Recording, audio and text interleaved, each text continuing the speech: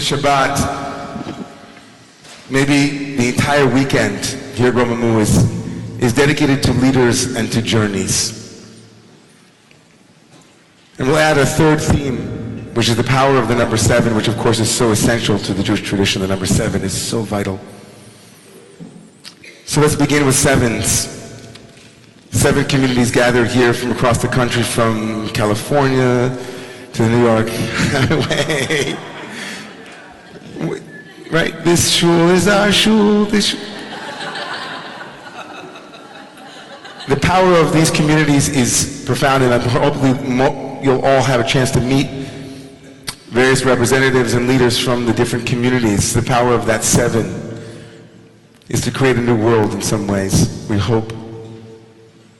Another 7 that's happening tonight. We're on the liminal space between the first day of the month of Av, the 5th Hebrew month, and the month of many different flavors in the beginning and in the middle and the end. But for me and for my wife Ariel, tonight marks the 7th anniversary of when we became parents. And for me to become an Abba in the month of Av, the month of Father. I've learned a lot about being an Abba in the last 7 years, I hope, both with my first son and then Tal and now Or. But when I think about that vital role that a father and a mother or parents play, mothers, fathers, in their children's life, I can't help but think of journeying, which is the other theme, journeying and leadership. Because nothing tests your parenthood like traveling with 3 young children.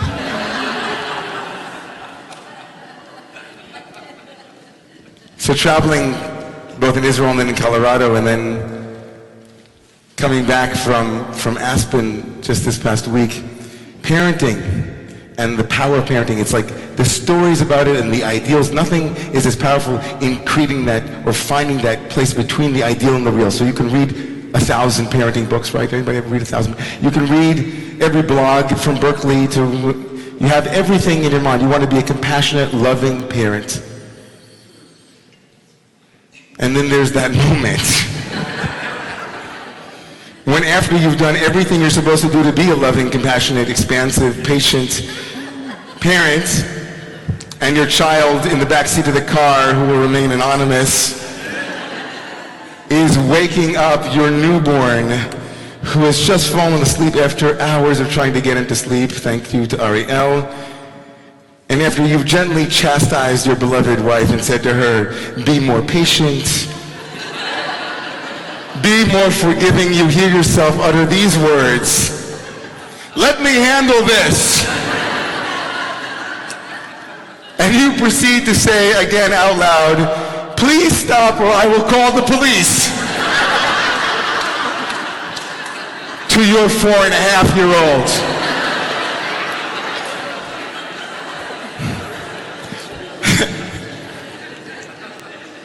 You know, we all fall short. I mean, come on, we all fall short of every imaginable ideal, every imaginable goal, every imaginable perfection that we have placed before ourselves. We somehow fall short. Because that's the nature of the human condition. We fall short. There is, as my Rebbe would say, a huge gap between our ought and our is. How we ought to be and who we are in the world. There's always that wiggle room. It's hard to close that gap sometimes. And one thing that certainly doesn't help is when we don't talk about what's true, what's real. One thing that certainly doesn't help us move from a place of ought and is being this far apart is by saying, oh, they're not really that far apart, are they? Some people call that denial. It's insidious, it's ever-present. In some traditions, they call that being asleep. And waking up meaning looking at what's true, what's real, what's there, what's present. Not skirting it, not shifting, not squirming away from what's really there. I was in Aspen and there was a panel discussion. I was telling some friends about this panel discussion where they had it was about Israel, so everybody it was packed because people like to see a good fight. And so people were anticipating, and one individual who wants to call out what he sees are serious issues with the way the Israeli government is in relation to the Palestinians, with the occupation, with all other elements that are happening in Israel. And the other gentleman was agreeing almost completely with him, but he said one thing. He said, you know, we have a value in our tradition not to rebuke people in public. And we shouldn't be rebuking Israel in public. Now, this is not an Israel-Palestine conversation. Please don't come after me after the sermon. I'm not getting to that. But one thing I wanted to say to him, which I didn't get a chance to say, which I want to say to you tonight, is this is called the Tanakh. It's a Bible. This is the greatest rebuke of our people that was ever written. And as far as I know, it's public. Part of the beauty of our tradition, part of the power of it, is that we don't shy away from what's ugly, what's not easy. Is that we face it head on. Our characters in the Torah, notwithstanding what the rabbis of the Talmud wanted to make of them, are far from perfect. There are many backseat moments in the Bible. The Torah is full of moments where someone does something and says, "What? Did I do that?" Or we say that about them. Being able to hold both of these narratives, both the narrative of power and the inevitable fall from power. Tomorrow morning in the reading about journeying and about leadership, Moses, our teacher, offers us a very deep lesson about what it is to hold both of these, to hold the ought and the is, to hold the past and the future, to hold all of these pieces together in one place. These are the journeys, the 42 stations of the Israelites in that wilderness, from slavery to freedom, as my friend and colleague Rabbi Sharon Brous would say, from degradation to dignity, from the place of when we are completely in a place of not who we are meant to be. 42 stations. B'yad Moshe v'Aaron, chapter 32, verse 2, Vayichtov Moshe et motzaehem l'maseihem al pi Adonai. And Moses wrote down their leaving, motzaehem, l'maseihem, as they journeyed forth into Maseihem, their journeys al pi Adonai, by the command of the divine. Ve'ela maseihem l'motzaihem. And here we will recount their maseihem l'motzaihem, their journeys to their starting places. It wasn't lost on the rabbis of the Talmud and later commentaries that verse 2 is very confusing. It begins by saying Moses wrote down where they came from. Everybody get this? Motzaihem. Can you all say that? Motzaihem. Let's say it where they came from. L'maseihem. Say Maseihem. Moses began by saying, here's where you came from and here's where you went. And then the verse begins to detail their journeys, and it reverses. Ve'ele maseihem l'motzaihem. And these are their journeys to their starting places. Which is it? Is it motzaihem or maseihem? Is it where they started from or their journeys? And says there are many different Torot on this. And I want to share this one that's particularly poignant from the Rebbe of the Warsaw Ghetto, who wrote this in 1941. How to understand this reversal of journeys with origins, where they began or where they were going. Where they were going with where they began. Kol hatzarot elu minei chavalim hayu leglot or Hashem. All of the trials, all of the tzarot were birth pangs that revealed the divine light. And so it wrote, Motzaihem l'maseihem al pi Adonai. From where they started to where they journeyed was al pi Adonai, was through God's command. Rak zeh hachiluk, this is the difference. Vayichtov Moshe. V'shah shekatav achrei hamasa'ot v'atzarot kvar ra'u motzaihem l'maseihem al pi Adonai.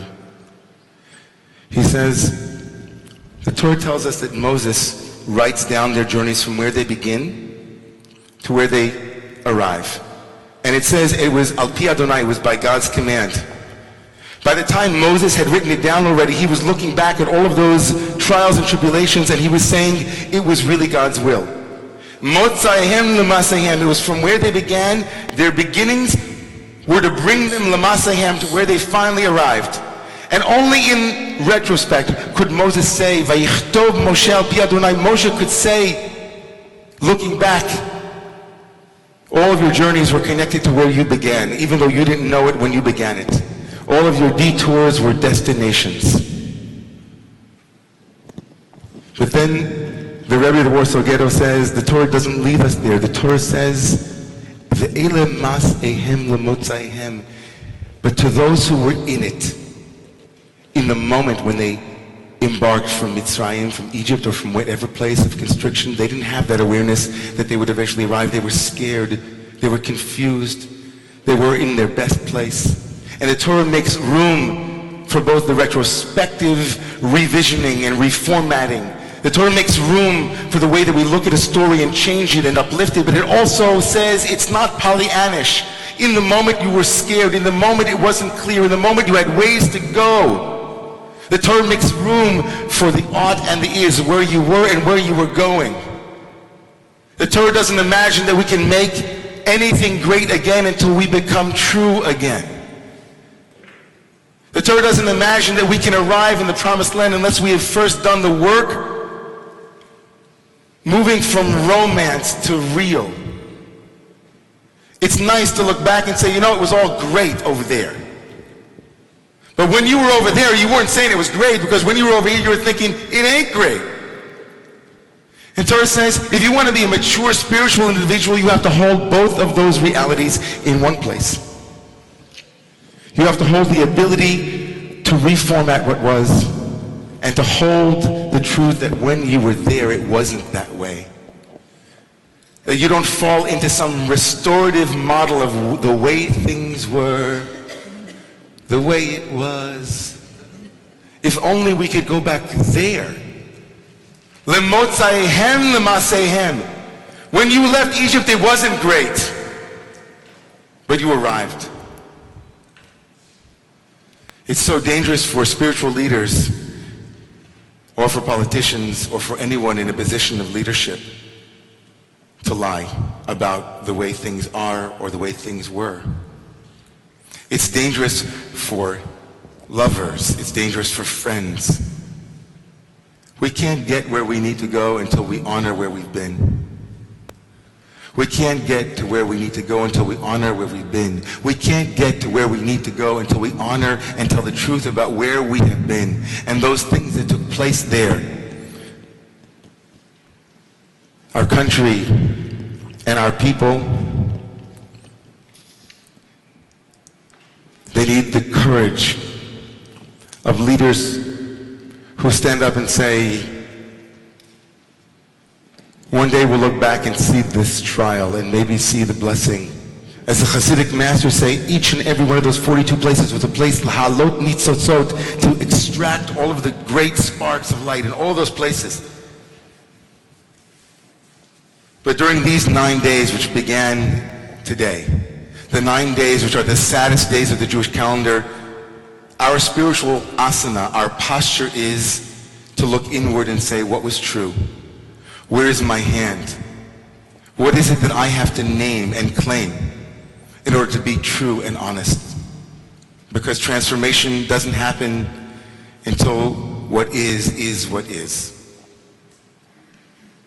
So I want to bless each and every one of you on this amazingly powerful weekend, and especially to our Gen Fellowship. May God bless each and every one of us as leaders, as individuals, wherever we are, in whatever world we live. To be able to walk the tightrope between romanticizing a past that never was and praying for a future that might be. May the source of light bless each and every one of us with the honesty to be able to chart from Motzaihem l'masehem, from our beginnings to where we arrived, and to know that place for the first time and have them work together, but not to hide. After all, This is our greatest legacy. And it holds Motzaihem and Maseihem, the truth about who we were, the truth about where we were, and the truth about who we could become. In the coming week, as we enter into the 9 days of Av, I want to bless each and every one of us that we are able to walk into the month of Av